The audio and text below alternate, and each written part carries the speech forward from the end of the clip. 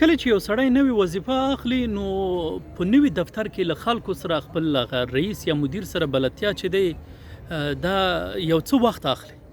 کله بس سړی هغه 3 میاشتو کې زړه په تنګ شي بس وایي چې څه بد مې کړي وو دغه دفتر ته راغلی وم دغه دفتر نه استعفا کوم ځم دا دفتر پرېږدم له دغه وظیفې هم تېر یم له دغه معاش هم تېر یم له دغه سلرۍ هم تېر یم خو چې مقصد له دغو خلکو څخه لرې شم.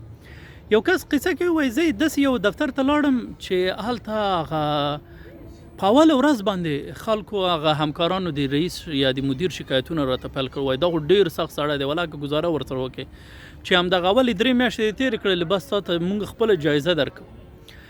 وایي په همدغه معرفي په جلسه چې خلاصه شوله وایي په همدغه ورځ په هم شعبې کې مدیر چې و په یو کس ډېر سخت قار شو داسې قار شو چې بیخي ډېر سخت یې هغه کړو سړی یې ودګه. نو ویل په ما په همدغه ورځ باندې فیصله وکړله چې زه به په دغه دفتر کې خپلې نوي ورځې په ډېر موفقیت سره تېروم. کوشش به کوم چې دغه مدیر یا دغه رئیس زړه چې دی هغه ترلاسه کړم. زه به خپله ټوله هڅه کوم چې دغه مدیر سره اړیکې جوړې کړم. زه باید د نورو مامورینو په شان باید توهین نشم تحقیر نشم. نو څه شی باید وکړم؟ اول هغه شیان چې موږ مامورینو یا همکارانو تر سره کول د هغې مخه باید ونیسم. هغه دا و چې دوی به ناوخت راتلل کوم ډیډلاین به یې چې ورکوه هغه ډیډلاین به یې په وخت نه تر سره کوو ځکه یو قسم هغه معافیت دوی حاصل کړی و. دوی ویل چې خو ځه یو څوک غوسې به وکړي یو څه کنځاوې به وکړي څه بدرد به ووایي وروسته به چې وي سړی هغه چا خبره سوړ شوی وي بیا به غوسه به یې وتلې وي نو خبره خلاصه. نو دا کس وایي ما به هر ډیډلاین چې دی په خپل وخت تر سره کوو. ډیډلاین به مې په خپل راپور به مې په خپل وخت ورلېږه. بل چې غرمې ډوډۍ وخت کې به وروسته د غرمې د وخته بیا بې ځایه نه پاتې کېدلم چې چېرته په سګرټو ځان مصروف کړم یا په لمانځه باندې ځان مصروف کړم.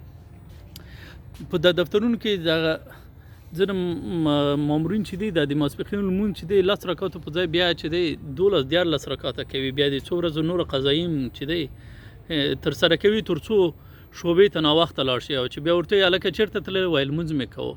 نو دلته خو بیا څه ورته ویلی هم نه شي ځکه که ورته وایي چې په لمانځه دې دومره وخت څنګه تېر کړ بیا خو وایي چې لمانځه ته مې نه پرېږدي. نو دی وایي ما به راپور هم په ټایم لېږه بې ځایه وخت به مې هم نه تېروه په ټایم به هم راتللم. په اولو کې دغه مدیر چې و ما ته به یې ډېر واړه کارونه راکول. میمو ولیکه دغه ایمیل چې دی دا ته ولیکه ډېر داسې مهم کارونه به یې نه راکول.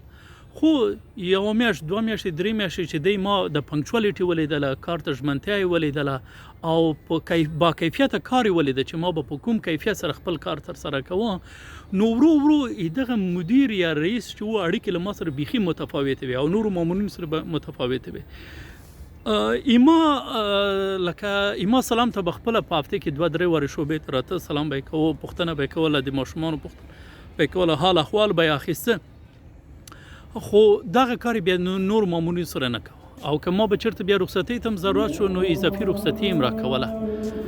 نو په دې ډول سره ما وکولی شول چې په خپلې ادارې کې هغه نوي ورځې هم تېرې کړم او بل دا دی چې یو ښه با اهمیته او با حیثیته ژوند په هغې ادارې کې ولرم. اذان وشو الله اکبر الله اکبر